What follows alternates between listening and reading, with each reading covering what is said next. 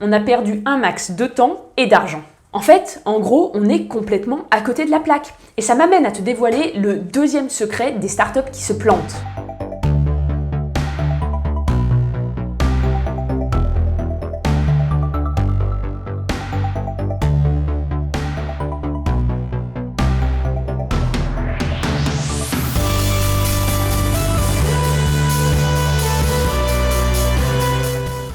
Il est toujours intéressant d'apprendre des erreurs des autres. Et quand quelqu'un te dit « on a foiré parce qu'on a passé trop de temps à développer notre produit », forcément, ça interroge et on a envie d'en savoir plus.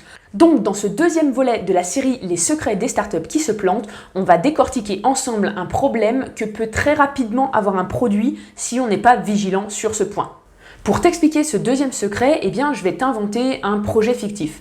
Alors disons que régulièrement, je vais rendre visite à ma grand-mère dans une maison de retraite et que je me suis rendu compte qu'en fait, le personnel n'avait pas trop de temps à accorder aux résidents, simplement parce que les repas et tout ce qui tournait autour prenaient énormément de temps dans la journée. Et comme par hasard, moi je travaille dans la nutrition et j'ai un pote qui est chimiste. Et avec cet ami, un jour, on a l'idée de génie, l'idée révolutionnaire qui va tout changer et qui va résoudre ce problème à tout jamais. On s'est dit, on n'a qu'à inventer des petites pilules nutritives à croquer et comme ça, les résidents prennent une pilule, ça passe super vite et donc le personnel a plus de temps à passer avec les résidents. On se dit, ouais, c'est trop bien, c'est trop une bonne idée. Donc, on se dépêche de s'enfermer dans notre labo, comme ça on est sûr que personne ne va nous piquer l'idée. Et on en ressort, après 2 ans de recherche et tout fier, avec notre capsule nutritive à donner aux résidents. Et là, on va dans les premières maisons de retraite pour proposer notre produit et on se prend des râteaux. On continue dans tous les EHPAD, etc. Râteau.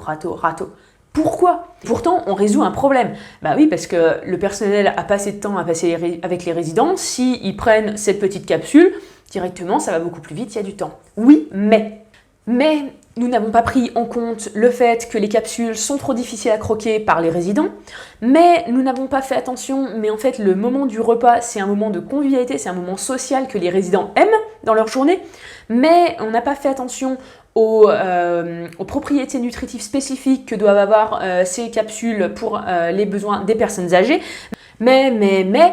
En fait, en gros, on est complètement à côté de la plaque. Et ça m'amène à te dévoiler le deuxième secret des startups qui se plantent. Ils développent un produit qui n'est pas adéquat ou alors qui n'est pas attendu par l'utilisateur. Dans notre histoire fictive, là, oui, on résout un problème réel.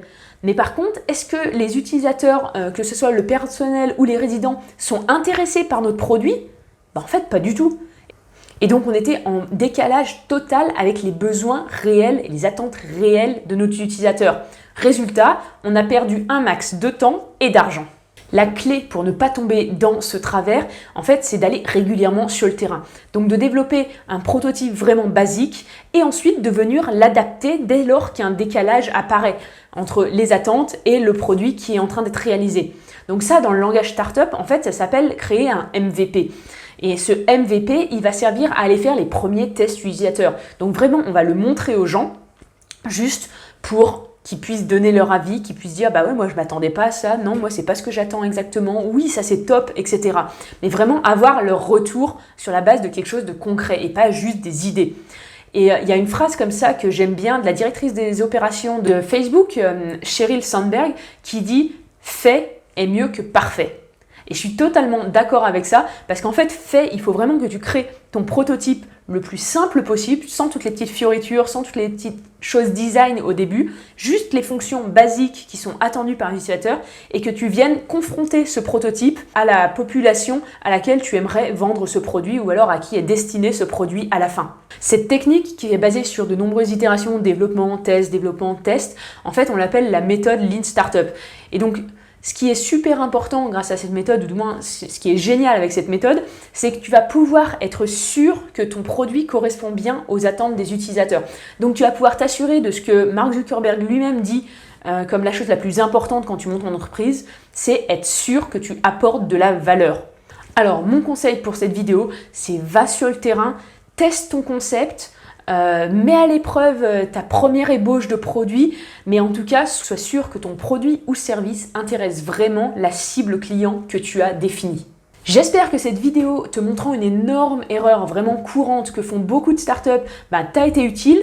Dans les prochains jours, je vais continuer de poster des vidéos sur les erreurs majeures que font les startups qui se plantent. Donc si c'est un sujet qui t'intéresse, viens t'abonner à la chaîne et viens aussi activer la cloche, comme ça tu recevras une notification lorsque la prochaine vidéo sera en ligne. Bref, je te dis à bientôt dans une nouvelle vidéo. Salut!